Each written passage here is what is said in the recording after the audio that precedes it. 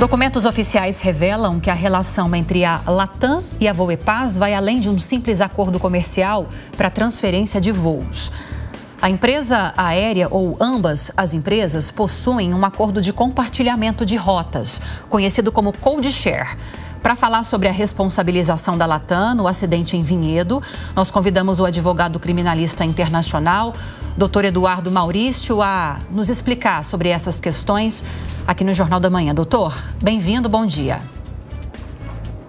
Bom dia, agradeço, é sempre uma honra estar aqui me manifestando perante a Jovem Pan e ao Jornal da Manhã.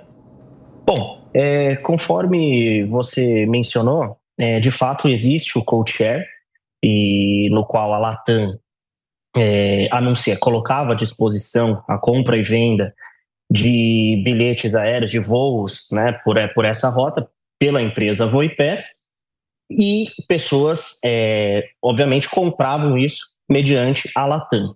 E isso culminava em benefícios tanto para o passageiro, como a título de pontos a serem usufruídos depois pela Latam, como também pela Latam, obviamente, uma parceria, um contrato comercial, esse code share, o compartilhamento de códigos, né?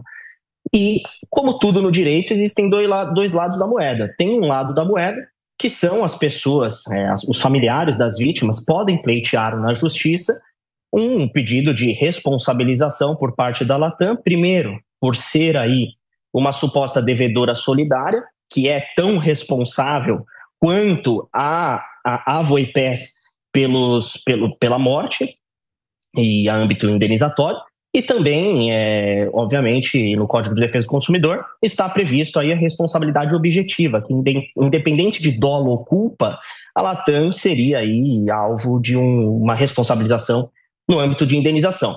E como eu disse, tudo no direito tem outro lado da moeda. A Latam, obviamente, como método defensivo e já até exteriorizado pelo seu jurídico, que de fato a empresa não teria uma responsabilização porque utiliza esse code share com inúmeros outros voos, inúmeras outras companhias. Seria uma forma até de facilitar o acesso a diversos locais por meio dessa parceria, mas só que a responsabilidade técnica e operacional seria exclusivamente da Voepaz, inclusive na questão do atendimento dos passageiros, o próprio voo e as suas eventuais contingências, e que seria aí o suposto causador da fatalidade que vitimou aí, muitas pessoas. Agora, cabe decisão judicial para analisar qual é o entendimento legal neste caso, sendo necessário aí observar a importância da CENIPA, que vai concluir as investigações, vai fazer um relatório conclusivo,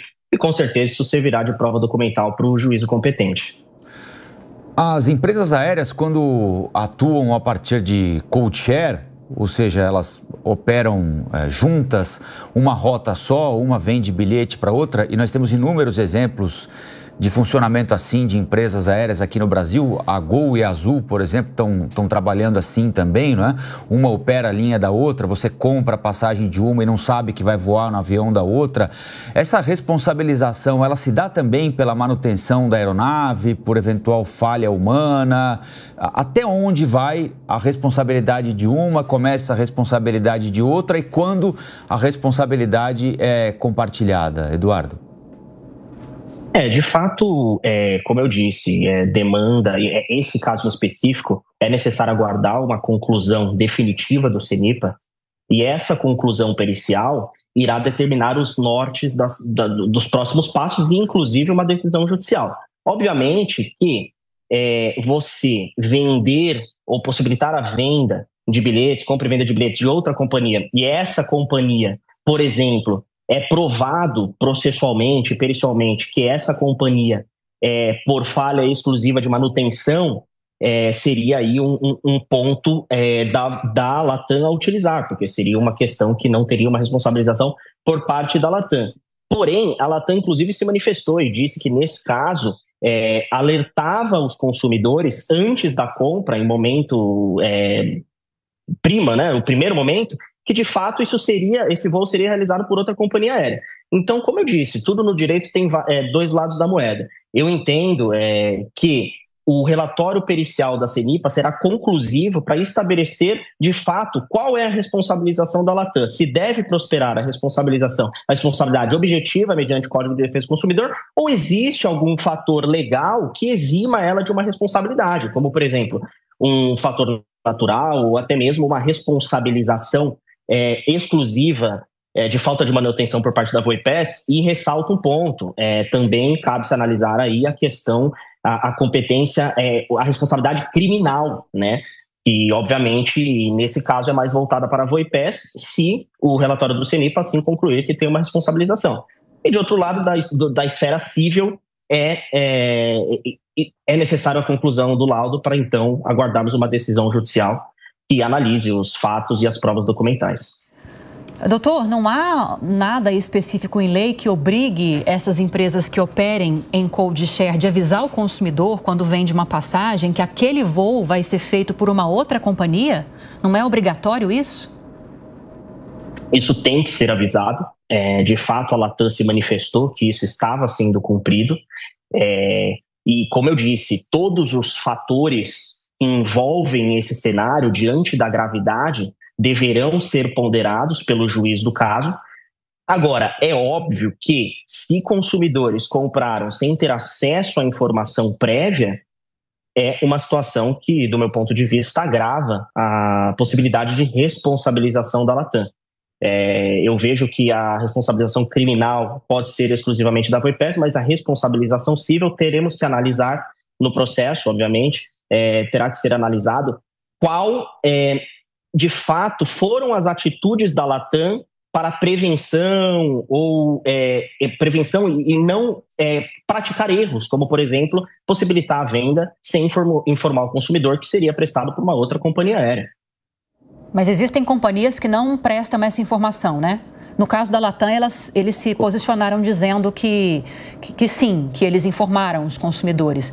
Mas há casos em que isso não acontece? A pergunta é, existe uma lei que obrigue que essa informação seja dada antes da viagem, no ato da compra?